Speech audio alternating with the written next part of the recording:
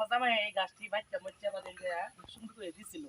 অনে লেম্বু গাছটি যে কি হলো লেম্বু দিয়ে তুই লেম্বু চুরের করে চুরা লেম্বু দিয়ে আমার খায়া সব বিশ্বাস করেছে। এখন একটা লেম্বু নাই, লেম্বু একটা খাইতে পারি না, কিচ্ছু না। ঠিক আছে, এই গুরু দুইটা আয়া এই লেম্বু গাছটির মধ্যে হাতাড়ি খাইলাম আমার। ঠিক আছে, শান্তি কোনো দিক দেয় না কি। এই দুইটা গুরু আয়, এই দুইটা গুরু আয়া আয়া আমার লেম্বু গাছটি দেখায়। ঠিক আছে, তাহলে কই যে যায়।